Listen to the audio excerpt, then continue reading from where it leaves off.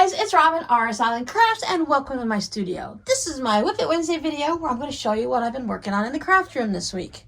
I'm trying something a little different. I thought about not mentioning it and to see if anyone noticed, but I really appreciate your opinions, and you guys can let me know how this week's Whip It Wednesday feels overall.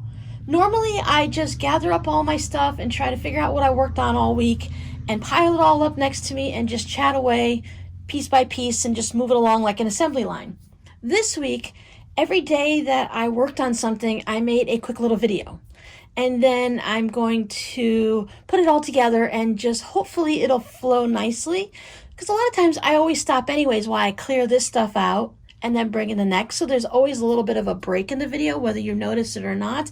It all just depends on how everything goes. Some things go smooth, some are a little bit choppier. So please let me know this week if you noticed anything really dramatically different and if it just feels too choppy and awkward at all. So if it works, I'll keep doing it, and if not, I'll come up with something else, or I'll try to make a smoother transition going in and out of all of my little segments. I'm hoping this way I will remember everything I worked on and not forget to show you guys stuff, so I don't have to show you later or you just never get to see it. I'm very proud of what I worked on, and I love to show it off. I love to get chitter chatter from everyone else. You know, if you've worked on something similar, if you've tried the technique and found it a little bit different this way or the other way. And it's just fun to be part of the community and to discuss all these different things that we're working on or hope to work on. If you follow me on Instagram, and I believe I also showed a picture here on YouTube of my Scrappy orange basket. When I was doing a shop update one time, several months ago, you guys saw these baskets in the shop and you're like, oh, can you please show us how to make them? Of course I can. I love to share. I have recorded a video, edited, and it's ready to go up. Unfortunately, since I'm trying to get all my videos done in advance, you're not going to see this video until February 29th, I believe. Let me check my fancy little planner here to see when the video is scheduled. February 26th. So you're going to see how to make this basket on February 26th, and then we're going to do a live stream on March 6th. Double check that date. I gotta say, I've been really enjoying using this planner. It has made a huge difference already for me in this year. Yes, March 6th is the first Saturday of the month of March, so we're gonna do a live stream, and I'm gonna show you how to do this bag, and we'll discuss a couple of variations along the way also. Change this up. Do a couple different things there. In this video, I show you how to do a basic when we turn it through the lining, but when we do this video on the live stream, I'm going to show you this one to where there is no stitching at all down there in the lining, so everything will look nice. You have to excuse everything is just a little bit folded. I had these sitting all inside this basket here, and they just store really nicely in one basket like that. And then I'm like, oh, let's do a Whip It Wednesday video and let's not iron anything and make it look all pretty, right? They're all quilted so they can get hit with a nice steamy iron. This is a fun little Easter one. I thought this would be nice to either have out as a decoration for Easter or to make for the children, grandchildren, nieces and nephews, etc., etc. I wouldn't mind having an Easter basket full of goodies, especially if it was one made like this. And I thought one of the little bit of the tidbits I chatted about in this video is that they fold up nicely like this, so you can store them away and not have to have one of those plastic or wicker baskets clogging up everywhere. When I was growing up, we had tons of them in the attic. My stepmother kept all of them. This is still an Easter fabric, so I thought this was a little fun M&M guy. Now, all of these will be available in my shop. I have these owls. I love this one. Now the thing with the shop is I've actually decided to go back to Etsy. So I'm right now transitioning my shop back into an Etsy shop. So there are some things in my Artfire shop and there are going to be new things listed in the Etsy. I am recording this video on Monday prior to the day you're seeing this on Wednesday. So it's the 25th, I believe.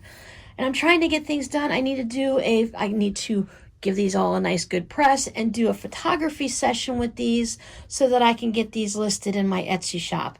You should be able to find it down below in the description box down below this video. I will keep my Art Fire shop open until the end of February, or until I move everything from one shop to the other.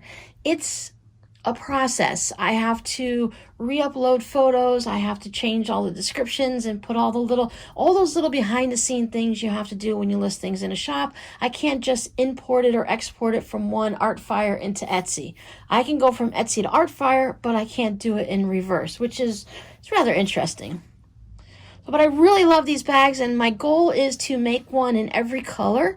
So red, purple, pink, blue, green. I'd love to do in all of them, and I will have all of those listed in the shop. I even made the handles on this guy all Scrappy. These are just matching handles. I didn't do like half of the lining and half the outside, which you could do. I just thought it'd be nice just to leave them like this. It's like this one here, you can see I have the lining color and then the outside scrappiness.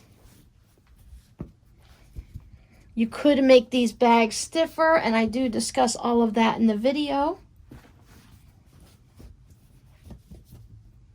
So if you're interested, as always, if you're ever interested in anything I show you on a WIP It Wednesday and you'd like to purchase it and it's not in my shop, please let me know, and I can either get it listed up really quick for you, or we can just go ahead and do it personally through email messaging.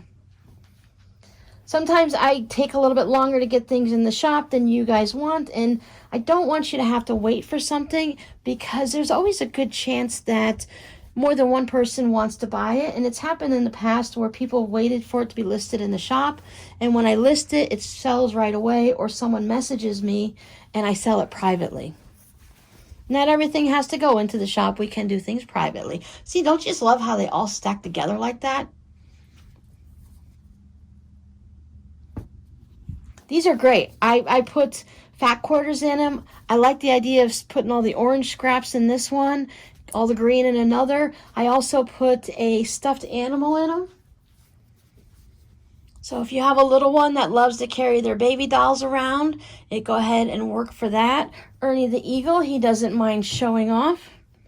He likes to hang out with me here in the studio.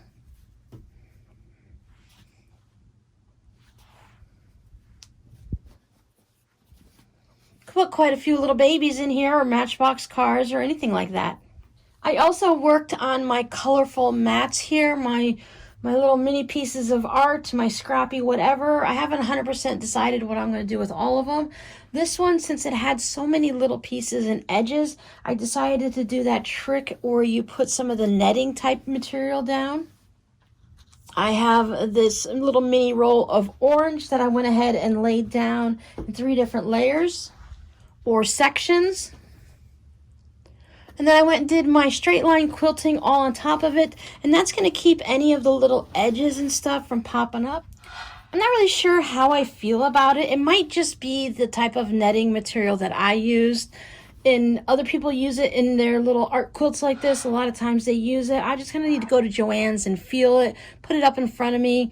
I know they say like you can use white or purple and change the colors, use green if you're doing landscaping and stuff, but I don't like the way this one really dulls it. It does, of course, hold all the little bits down and everything like that, but my other thing is, oh, maybe just don't put so many little bits on. I mean, it's still good. I like it, right? I like it. It's just not exactly what I prefer. But a lot of times when I do something for the first time, I have to go back through and change it and try something different just to see what works for me. So it's always a moving and grooving and changing process. So I have this one. So this one will probably be used as is. I could still cut it up, and then, because everything's been stitched down so much, I still have all of that quilting on it. It does have a back on it, so it's good to go as is. Then I have this one with my little ant on it. Now he does not have anything on it. He's just stitched to death. And I put the crazy people on the back. I thought this would be really fun to have underneath your sewing machine as a sewing machine mat. Or I still think that I would hang this on my wall. It's a good starting base too for some of the slow stitching and adding beads and buttons and embroidery stitches. So I'm going to keep going. These are going to stay as they are and be turned into something. I'm just going to put some thin single fold binding on this. I don't want anything thick on it because it's basically like a mug rug. It's really thin, and it will become wall hangings. Put a little pockets on the back so they can get hung up, and they are going to be good as they are. Now the other ones that I've shown you previously, they are just the batting, so there's no backing on them. So I do have to make some decisions. I think this one is definitely going to be turned into fabric postcards just because of the size of the materials on it and such. And if I cut out a 4.5 by 6.5, that's going to work really good for that. I can still do the same thing with these also, or at least just down on the side. I'll wait and see what comes to me. Now this one, I really do like this one as just a piece of artwork. So you're going to have a little bit of a fraying like that, but that's just how it is, you know. This isn't a process where everything's going to be perfect and quilted. I feel like this one needs some, what I want to call like shadow work. What was it? A silhouette work, where you remember back when I was in grade school in like 2nd and 3rd grade, you turn sideways and they do the silhouette portrait of you, and then you give it to your family for Mother's Day, Father's Day, Christmas, whatever. So I think something along the lines with that, with this, whether I use black or some other color. So I'm going to keep this one to work on my creative artwork, add some beads to it or some embroidery stitches, and just keep going. And the next time I make them, I am going to do it so where I don't have all the quilting stitches. I will go more of the hand stitches and let it progress that way and see what it morphs into. But those were already done. These are the two. Basically all I did was stitch on them, but I really love just the bright colors in this. At this angle coming down on the phone like that, I just really like that. So those are the projects that I have right here in front of me, and now I'm going to go ahead and pop in the rest of the videos so you guys can see how they transition. Let me know if it goes smooth enough. I think if I didn't tell you, you guys probably wouldn't even notice, unless maybe you saw like my sleeve of my shirt every now and then, because I'm wearing my bright highlighter neon green one today, and then maybe you'll see me wearing a purple or a red one the next day. The scenery is going to change because I've been taking these videos in various places in the craft room. Just let me know down in the comments. Enjoy the rest of the video. The Scrappy cards, I've been sending these out as, hey, how you doing? And thank you notes, and they've been pretty popular in the shop. So I had to make some more of them. I have 17 of them. I went ahead and made a bunch of envelopes, put the little linings in them. Plain simple envelopes. And I'd already shown you guys these 17 of the Scrappy fabric parts where I'd put them down onto the stabilizer. So now they are sewn and into the little blanket note cards. So if anyone is interested in picking up a few, they are listed in the shop, which is in the description down below. If you'd like to get more than just a couple of them, let me know and I'll give you a bundle deal.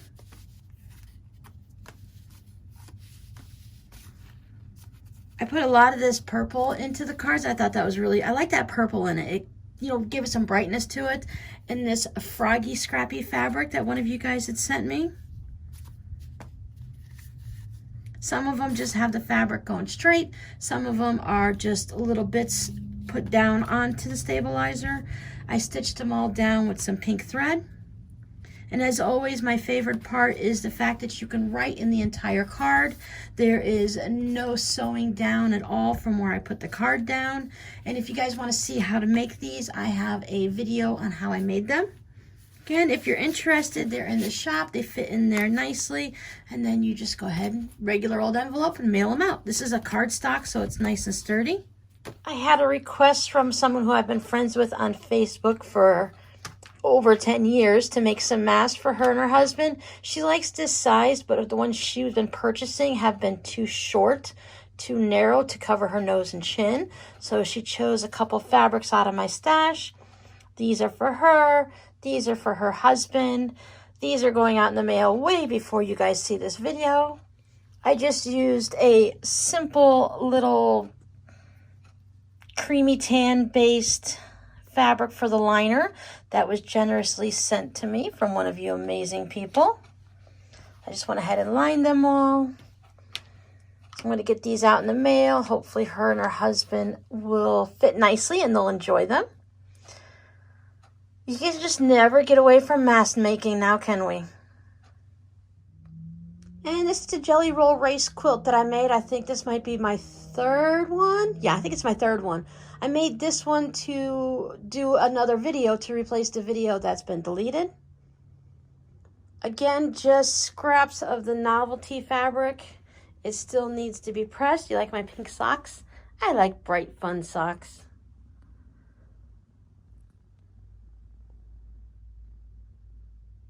So as I mentioned in the video, some of the fabrics, I had 5 of this fabric right here with the circles on. It's a Dr. Seuss fabric. I had 5 of those strips, so they just everywhere. They touched. You know, you try to keep them from touching and not to have duplicates. I think, you know, when you fold them over and stuff, you're just going to end up with them. It happens. It's life.